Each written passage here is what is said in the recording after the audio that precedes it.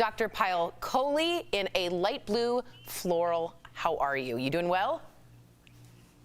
I'm lovely, Tori. How are you? I'm doing well. I want to revisit Dr. Birx's comments. So for those just tuning in, Dr. Birx said the U.S. is in a new phase, but we're not moving forward. Instead, she says we're actually worse off than March and April. So Dr. Kohli, I'm going to keep it simple. Why are things getting so bad? So, Tori, I think, in my personal opinion, it's because we don't have a coordinated national strategy. So really an analogy that I like to use, because I like to use analogies, is think of synchronized swimming, but every swimmer is swimming to a different tune. And that's really what's going on, because the federal government has not issued national guidance. Every state, county, local area is doing their own thing, and that's the reason that things are spiraling out of control. I like that analogy a lot. Yeah, Dr. Kohli, we also talked about the vaccine earlier and who decides which population gets it first. What group do you think it'll be?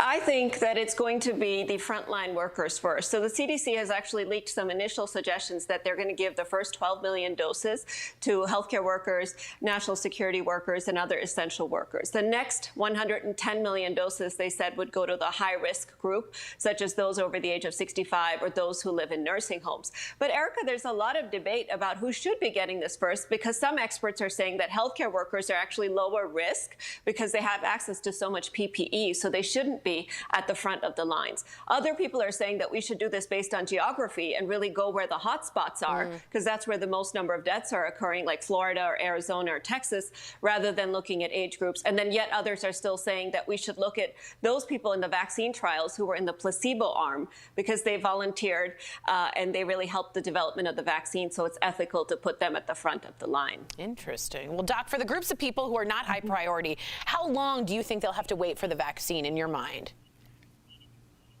You know, I don't think it's going to be too long, Tori, and that's the good news, because just this morning, Moderna announced that they've committed to manufacturing 1 billion doses of the vaccine. Wow. So I do think, at the most, the second round will come just a few months following the first round, and that's really what's good about Operation Warp Speed. Wow. Interesting. Let me ask you a question. What does it make you feel? Do you have hope we will get a national mandate on masks, or is that just like a goner for you? Do you just think that's not going to happen because states are all different? I don't think it's going to happen. Wow. Under this administration, I don't think we're going to get a national mandate. But masks work. The science has proven that to us. And we as individuals, unfortunately, have to step up and take responsibility for what's not happening on a national level. So those parties that you just talked about and showed, I mean, they're occurring because people don't understand and people are getting mixed messages. We've talked about this before. So if we can just get the same message out to everyone, I do think that we can make this happen together, just like other countries have. Yeah, we can synchronize swim together, right? Yeah, right.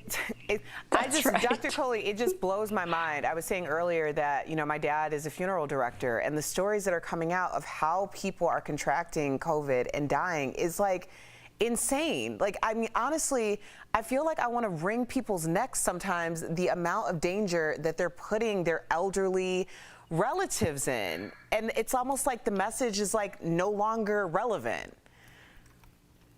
And what kills me, Erica, is that these are preventable deaths. I mean, these are not deaths that happened out of our control with a natural disaster. We know what to do to prevent these deaths. We're just not choosing not to do it. At some point, I read a fact that said the European Union had more or fewer cases, excuse me, than like all right now of Florida. I mean, that's how other countries have seemingly crossed that barrier, and we have yet to do that. Please write in and let us know what you think. Dr. Kohli, always great to have you as part of the conversation. You're one of us. You might take my job.